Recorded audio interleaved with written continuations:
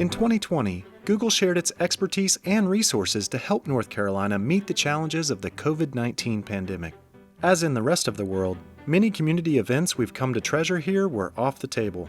But our commitment to North Carolina was undimmed, and together we found ways to innovate and help our neighbors.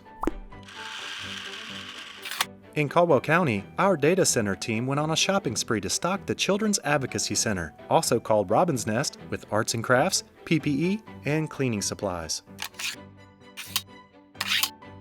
We expanded our commitment to North Carolina's Business Committee for Education. Google's Lylan Hester, who serves as chair of the NCBCE, volunteered countless hours as chair of the Remote Learning Working Group, focused on bridging the digital divide for more than 100,000 NC students learning from home, many without easy or reliable access to broadband and/or devices.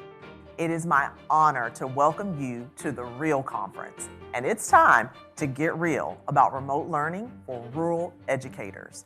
NCBCE hosted its first Remote Education and Learning Conference for teachers in 5 pilot communities to provide teachers with the tools to teach in a new way.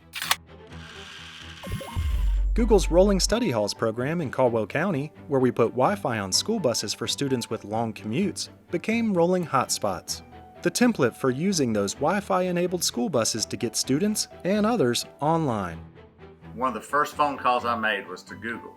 Once we realized how many of our students were facing technology challenges, especially with devices and access to the internet. Within just a few days, I had a shipment of Chromebooks from Google. In addition, Google partnered with the Education Foundation to equip school buses and make them into rolling hotspots so students could have access to the internet. And Google teams at our offices in Chapel Hill and Lenoir joined with Google Fiber's offices in Durham and Charlotte in raising more than $100,000 for gifts to families in need in these communities.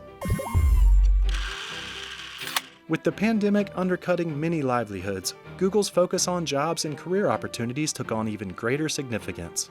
We launched Google Career Certificates in the high-paying, high-growth fields of data analytics, project management, and user experience UX design. And to help job seekers pay for these certificates, we're offering 100,000 need-based scholarships. We also committed to considering people who complete the new career certificates for related entry-level roles at the company. Undeterred by the pandemic, we partnered with our Google for Startups Hub in Durham, the American Underground, to host a virtual version of the annual Black Founders Exchange.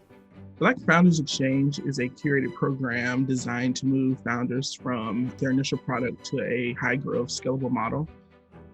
In the spring this year, when the world kind of changed for all of us, we decided early on to make it virtual just because we will have access to more speakers, we'll have access to more resources. And so that was important for us to ensure that we still delivered a high quality program. We had 40 of our founders participate this year. And so we were able to bring everyone back from previous years. We also had about 30 different events spanned over the month of October. And so we were able to tap into more of our resources with Google and host different workshops. And so that allowed us to kind of maximize what we offered this year versus the previous years.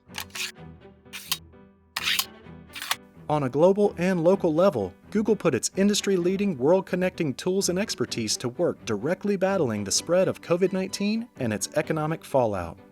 Google, working with relevant agencies, launched a nationwide website, google.com/COVID-19. There, visitors can find state-based resources, safety and prevention tips, search trends related to COVID-19, as well as additional resources for individuals, educators, and businesses. Many of these tools are also available within Google Search. Working with our peers at Apple, we supported the North Carolina Department of Health and Human Services Slow COVID NC exposure notification app to slow the spread of the disease. As we move around more, Slow COVID NC is a powerful tool to help us slow the spread in North Carolina. And the more people who use it, the better it works.